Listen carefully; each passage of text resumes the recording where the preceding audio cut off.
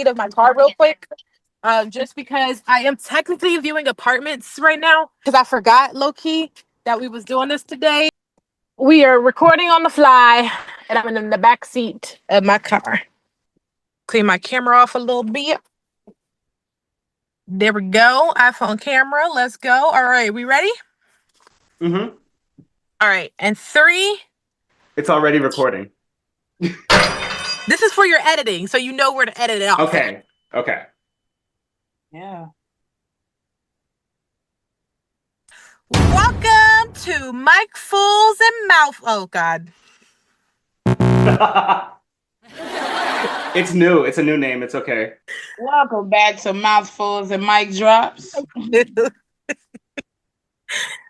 Welcome back to Mike Fools and Mike Drops. We are your lovely hosts. We have James, Lovella, and of course the one and only Cookie. We're gonna dive into some deep, soulful conversations, but first, we're gonna get into James's menu.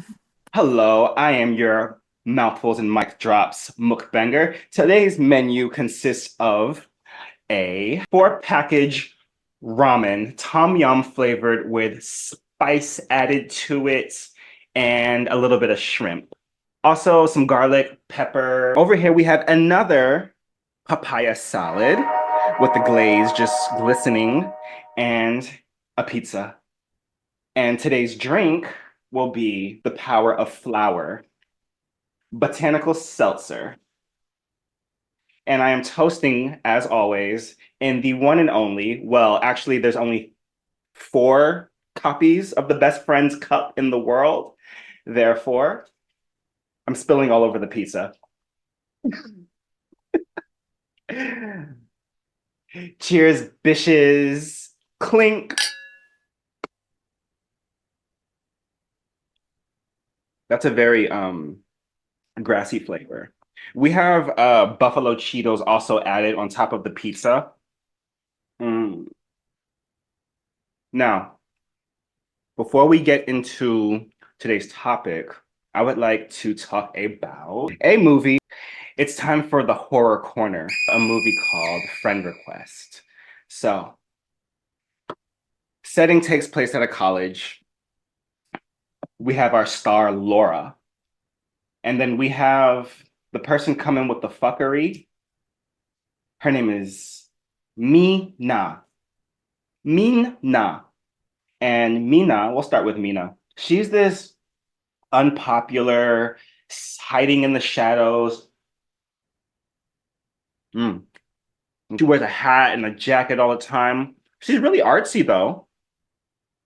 She's got all these digital artworks on her Facebook page. And she bumps into Laura. Laura, she's got about over 900 friends. A really popular, perfect girl, perfect student. Lots of friends, I guess wealthy, well off, just trying to make it through school. So Mina bumps into Laura, Mina with one friend in her Facebook account or whatever friend account they're using. And Laura, out of pity, just kind of accepts this new energy in her life. And slowly but surely, things start to get weird. As it's said in the movie, Mina actually attaches herself to Laura when it's Laura's birthday. It's for an intimate gathering, all her family, close friends, they're just trying to celebrate Laura, the perfect girl. And Mina sees these updates online from her only friend, Laura, and she sees the drinks, the toast, the happy birthday, but Mina was under the impression that Laura was just gonna have a low-key dinner, just very minimal people. Well, Mina definitely felt some type of way about this and kind of starts an altercation in the cafeteria with Laura the following day. Gets really weird. Mina, come to find out, she's bald underneath her hat as the two get into like a little confrontation, and she runs off in embarrassment. Later, there's a video being uploaded, and Mina sets herself on fire and hangs herself, leaving a dark imprint on Laura and her friends. Over the following days, weeks, Laura's group of friends starts getting haunted by this presence, this dark presence, and they all start getting picked off one by one. After all is said and done, the video of whatever happens to that person gets uploaded via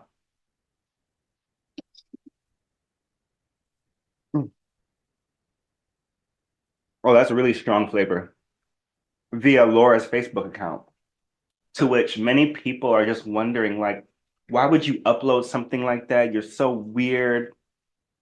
Laura loses friends. She goes from her perfect over 800 to about same state as Mina was. And that's all there is for today. I'll leave it at that. You can check out the movie on Amazon Prime. It's completely free to watch with subscription. Friend request. All right, thank you so much for that lovely review of Friend Request. Today's topics of relationships. So I did go ahead and I looked up the top 10 relationship fears. So just based off of that description alone, what do you guys think would be in the top 10? One fear would be infidelity, finance or financial insecurity, lack of trust. Let's see, what else? Your man being gay in the closet, Damn. being a low-key woman beater, being a low-key The next right on State Parkway. It's so much because like you could be loving all this and he can have bodies in the forest, in the family cottage. Diabolical. Like it's so much. It's a plethora. That is a crazy question. All right, these are in no particular order. No particular order. Number one is fear of rejection, worrying that the other person may not feel the same way or will eventually leave you. Number two, fear of abandonment, a deep-rooted fear that a person will emotionally or physically leave, often tied to past trauma or attachment issues. Number three, fear of vulnerability, being afraid to open up. Number four, fear of not being enough, that a partner will find someone quote unquote better. Worry that being in a relationship will lead of losing personal freedom or identity. Number seven is fear of conflict, avoiding disagreements out of fear that they will lead to a breakup or lasting damage. Number eight is fear of being hurt again, carrying wounds from past relationships and fearing a repeat of the same pain. Number five is fear of commitment, anxious about the responsibilities, expectations, or performance of a serious relationship. And number 10 is the fear of change, worrying that the dynamics of the relationship or your personal life will shift in an unwanted or unpredictable way. Those are the top 10 fears in no particular order. And the killer part is when you write those off, I'm automatically thinking like that's nothing but trauma. Literally, if you're not being self-aware, understanding yourself, and understanding what triggers you, life will get a little bit better for y'all. Yeah. So then I was like, okay, well, why do people have these fears? And it said past trauma. Past trauma or negative experiences. If someone has experienced heartbreak, betrayal, abandonment, abuse, their brain becomes wired to anticipate in order to avoid these similar pains in the future. You could also have a very weird attachment style. Your childhood relationships with caregivers are a form of attachment styles. For example, you could have an anxious attachment style, which may lead to a fear of abandonment. You may have an avoidant attachment style, which is a fear of vulnerability or commitment. You may have a secure attachment style, which can also reduce these fears as well.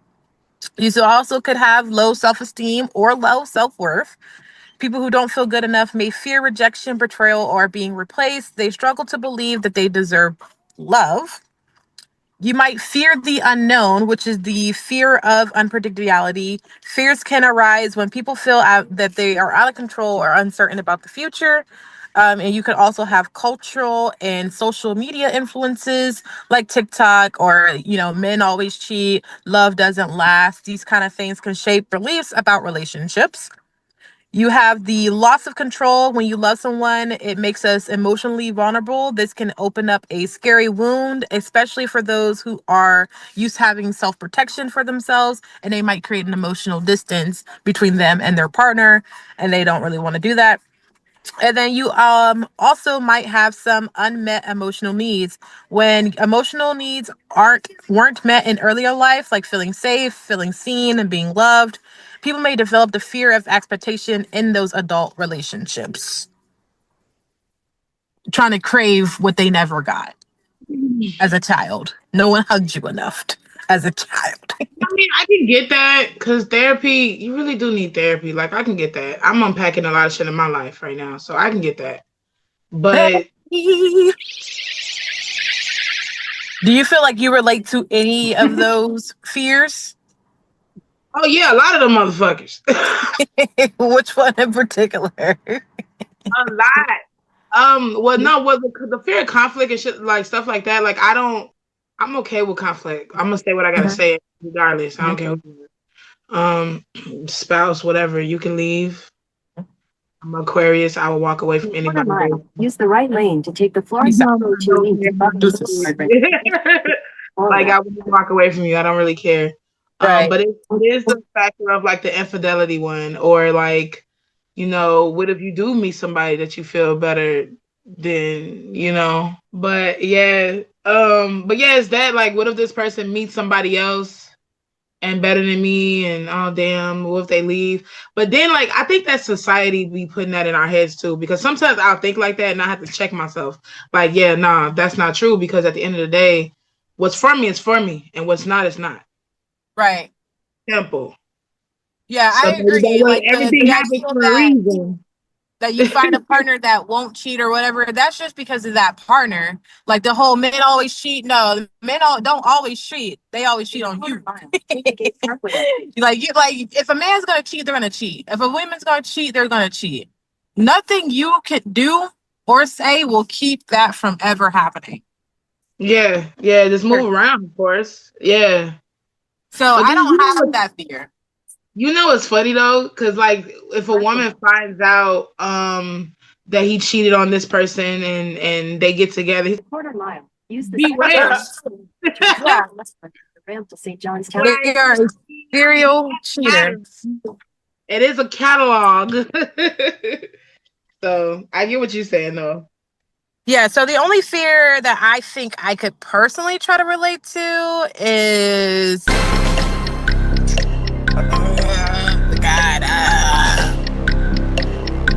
maybe the fear of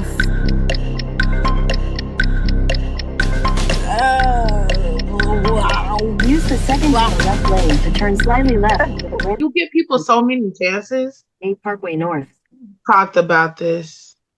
You said you said because I give too many people too many chances. You give a lot of chances, so you probably wouldn't have those because you're like, oh well, maybe it's an understanding. Whereas like I really don't though. You guys think I be giving people chances, but I really don't. I really don't be giving people that many chances, for real, for real. I think the only time I give people, my mom just nodded in the front seat. She went.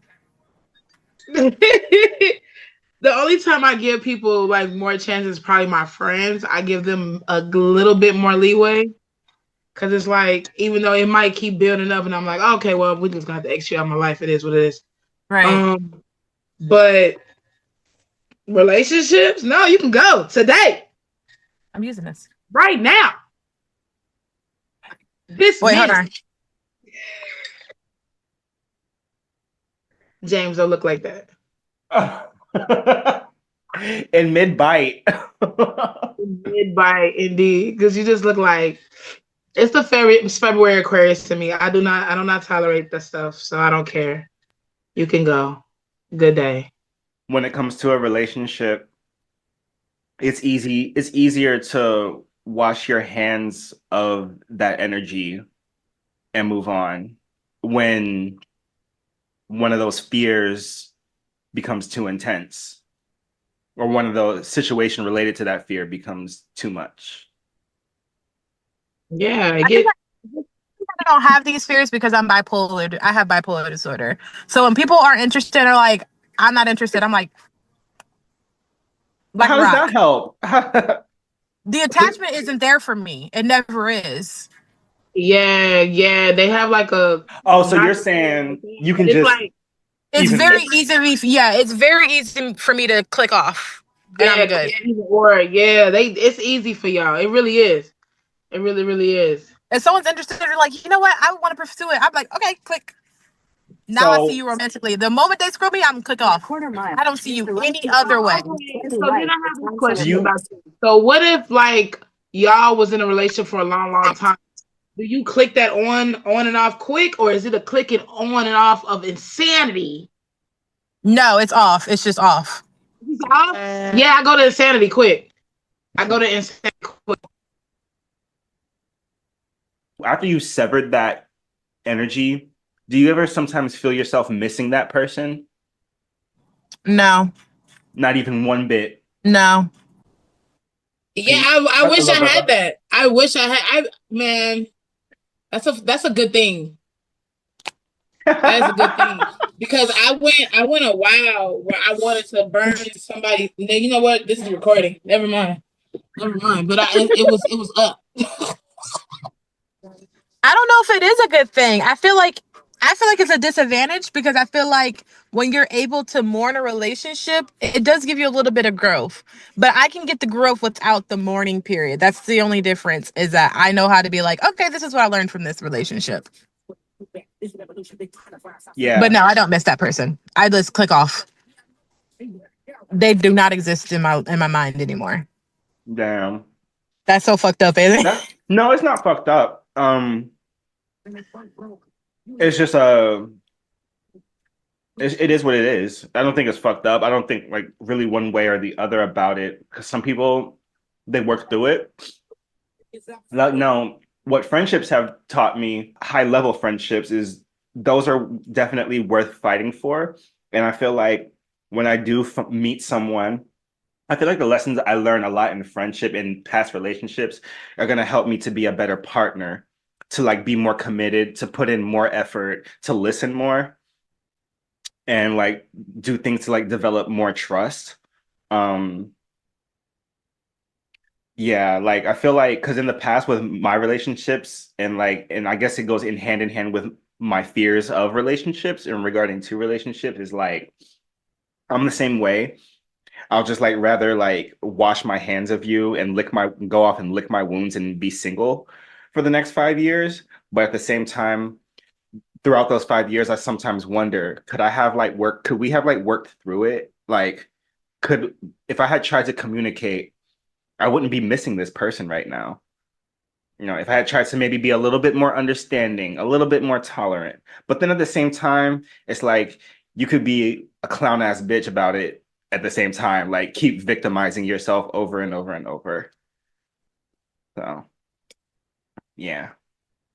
Yeah, that's what I don't do. I think when you guys say, "Oh, you give people too many chances," it's because I have a very good communication style sometimes when I feel like it. Most of the time. I I can very I can very much like when you say, "Oh, you give this person too many chances." Did I give them a chance or did I articulate how I feel in that situation and give them a chance to respond about that? Like that's how I see it. I'm not Uh, giving them a chance. I'm giving them a way to kind of be like, okay, she reached out, she told me what she wanted. In a quarter She mile, to turn left onto told me exactly how it is. She, this is what it is. I'm not really giving you a chance. I'm giving you my piece. mm-hmm. And I think that's different. Yeah. I guess I see what you're saying now. Because at first I thought you were lenient as heck, but you do like I don't think you give a lot of chances. I feel like you leave a lot of option and a lot of room, in like at least in regards of where you're coming from. And a lot of times it's like they'll say that they can accommodate those rooms or those Mm-hmm. options, but it's the actions and the Yeah. willingness actually that. So now we're going to talk about love languages. Do you guys think you have a love language, or have you heard of a love language? Do you know what they are, etc.? I don't know what my lung language is. I don't even think I have one. Just say, stick to yourself. Ain't no love out here. No, I'm just playing, y'all. You really got to heal yourself within. Don't be like that. Don't. You got to heal yourself before you get in a relationship. You can't jump in a relationship and you don't even you messed up in your head and all this, and you got fears, and you cannot do that. That's how the cycle gonna keep cycling. You know what I'm saying? It's a snowball effect. You can't do that. So you got to heal yourself. Look, I've been celibate and not been with anybody in 3 years. Well, not been in a relationship in 3 years. I've been celibate for a year and a half. But it's a beautiful thing. Everybody should really try it. Shut the coochie and the penis down. It's a good thing. It's very spiritual. Do you think you have a love language? Do I have a love language? Yes. My love language is acts of service and physical touch. Okay. Yeah, for sure. I'm going to go over the 5 love languages because there are 5 major love languages. We've got words of affirmation, which means feeling love through spoken or written words of appreciation, engagement, or encouragement. Examples of I love you, I'm proud of you. A common mistake is thinking love must be shown through grand gestures when heartfelt are thinking love must be shown through grand gestures when heartfelt words matter the most. Acts of service, meaning feeling love when someone does helpful things for you. Example, cooking a meal, doing chores, running errands, or offering partial help. A common mistake in this is overlooking effort and assuming love is only about gifts or time. Receiving gifts, meaning that feeling love through thoughtful, symbolic, meaningful gifts. Examples of this can be a surprise coffee, a written card, or a gift that shows I was thinking of you.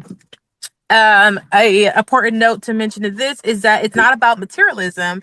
It's about the thoughtfulness and the effort behind the gift. So it could be something like a Lego set or something like a Pokemon card.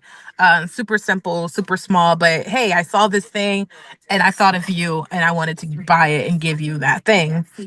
Physical touch, meaning that you feel love through physical closeness or touch, like holding hands, hugs, cuddling, or other forms of affectionate. My favorite. An important distinction is that this affection touch is not just about a sexual touch. It can just be something simple as holding hands. And those are the 5 major love language. Each person usually has about 1 or 2 different love languages. Conflicts can arise when partners express their love in different languages without realizing what the other person's love language is. But the most important thing is to communicate through those love languages. So the first thing you do when you want to learn someone's love language is you learn each other's love language. If my love language is physical touch and your love language is words of affirmation, I have to communicate those love languages to you. I have to express those love languages to you. You have to speak their language and not just your own. So just because your love language is gifts doesn't mean that somebody else's love language is gifts. So you have to also learn their love language and be willing to love them in the way that they like to be loved. You have to appreciate the effort and it's not perfection. So no one does it perfectly. Even if your person tries to speak your love language, it can be clumsy, it can be rough because love is not an exact science. You check in regularly. Hey, did you appreciate this thing that I did for you? Did you not like this thing that I did for you? What would you like to see more? You said no. You're shaking your head no? No, I'm saying people don't do that and they should. Oh, I was like, Yeah, no, you need to damn. like check in. Yeah, no, you know, I'm agreeing with you. Like you need to check in. If you don't check in, you're like, that's even with down to sex. Check in. Don't fake an orgasm. That's a whole nother conversation. We don't do that. And I don't. Also, make it mutual, not transactional. So it's not about I did this for you, now you do this for me. It's about creating a space where both people feel appreciated, both people feel love the way that resonates with them deeply.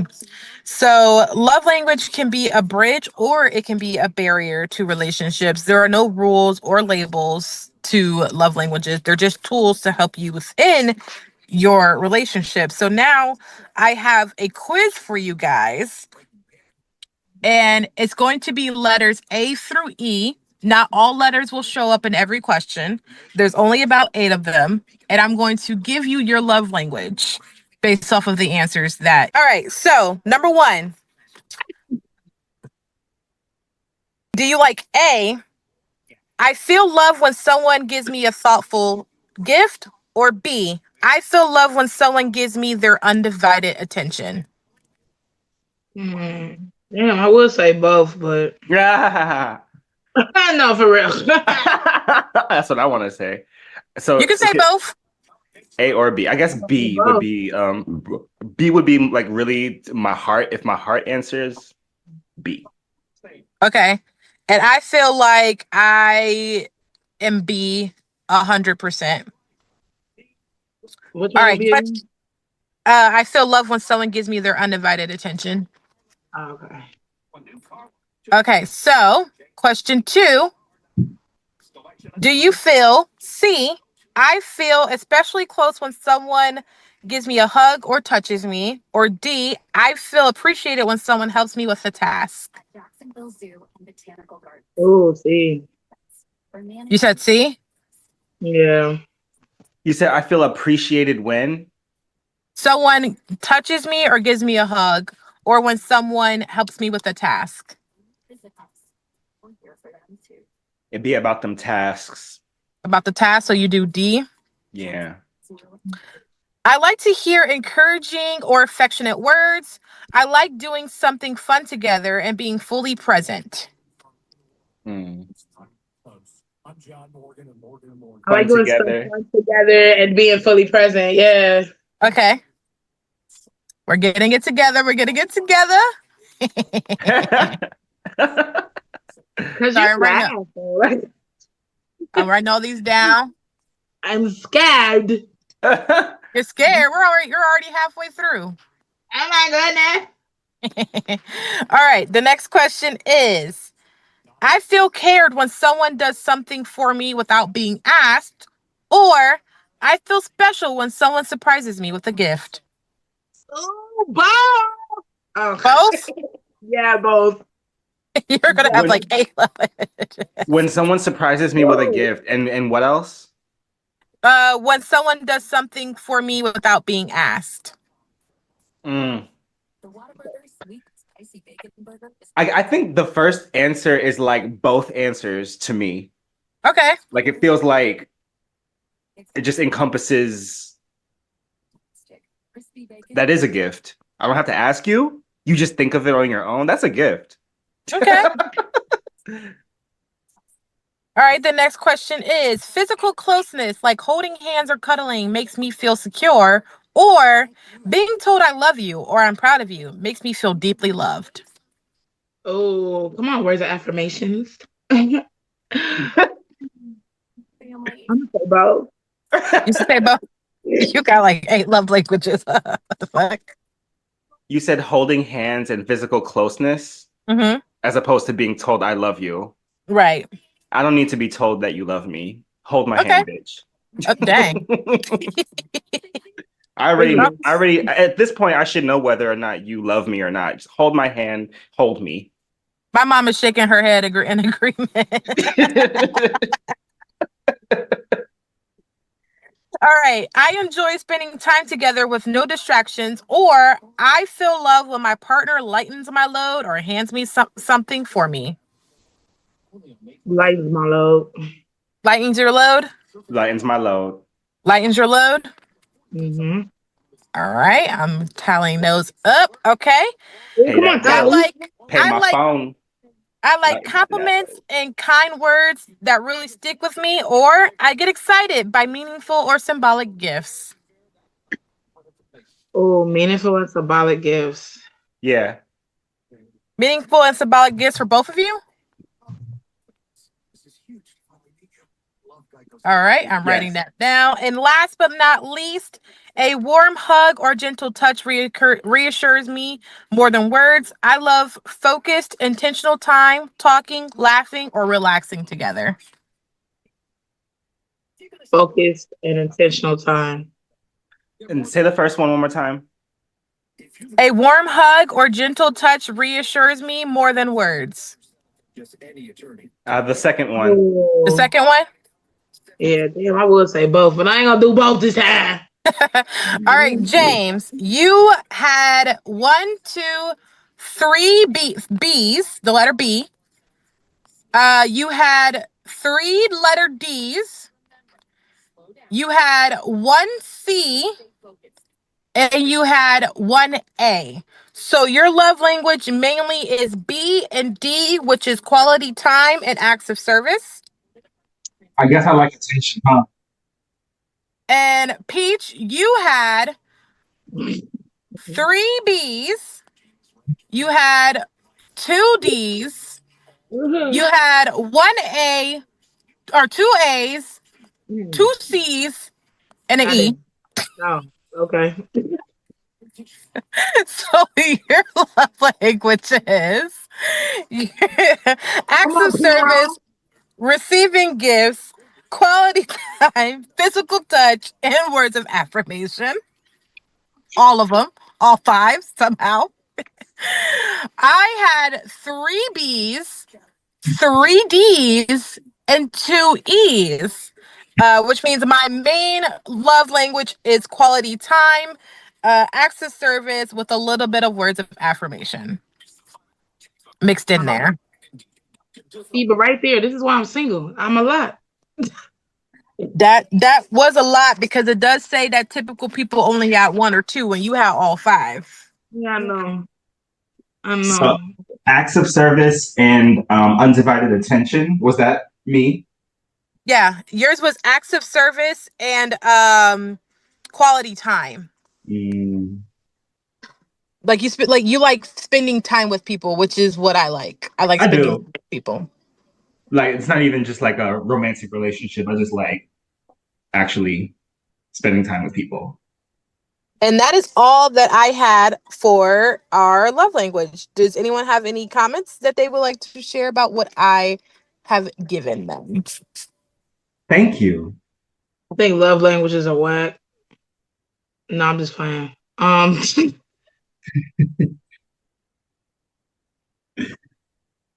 No, I think that's pretty dope. I think that's pretty dope. And it's nothing wrong that I have a bunch of love languages. I don't think there's anything wrong with having a bunch of love languages.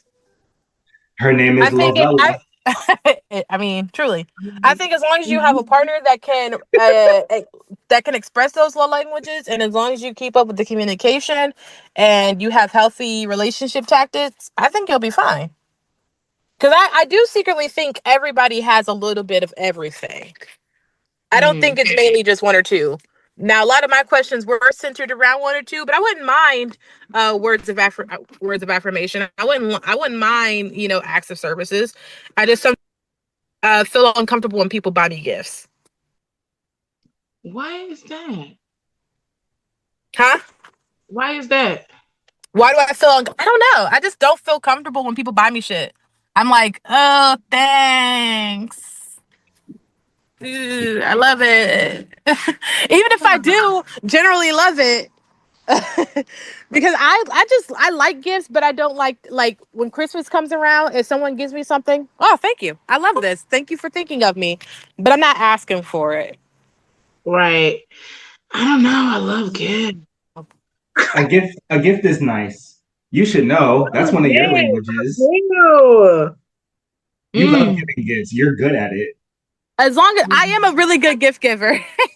Yes, you which are. is You really wild that are a really good which is giver. wild that gifts are not my love language because I am a very good. Some people are good at it, some people are bad at it. I'm just one of the people that's good at it. I am not. I'm not good at gifts. I would rather just send you money. I also Well, like money. I was gonna say I unless your rather gifts take is money. money and trips to Dubai, don't give me shit. Like, yeah, I'm just like, here. Unless your gift is a round trip to Paris, don't give me shit. I'm trying to go to Japan. Chendo go to Japan with my Um, friends. I'm trying to get to Australia, so Oh no, you going there by yourself, baby. I know I am. She's going to Alaska by herself. She's going to Australia by Like herself. all my trips by myself at this point. All the trips I take out, they will be by myself. The only place I would go with you is to Greece, but I'm pretty sure you would want to do that on your own. Well, no, actually, that's gonna be me and Ivory. Because if I go by myself, I'm getting cussed out. That's been our dream trip for a minute. So I'm like, yeah, it'll be her. And then if you want to tag along, come on.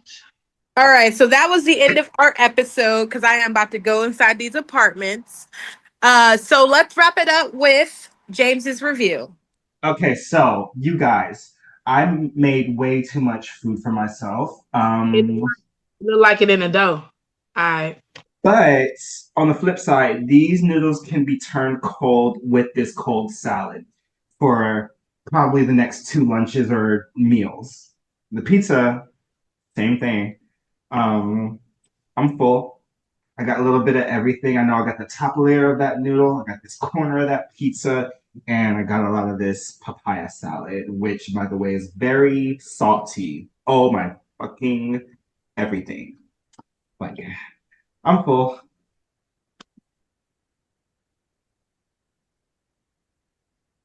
Cool. It's been real, y'all. I'm gonna go make another cup of tea. Mm-hmm. That is our All right, episode. guys. Well, check out friend request and let me know what you thought of it. Be sure to like, subscribe to us. You will see our Instagram down at the bottom. And tell us, what is your love language? I also feel like I saw friend request.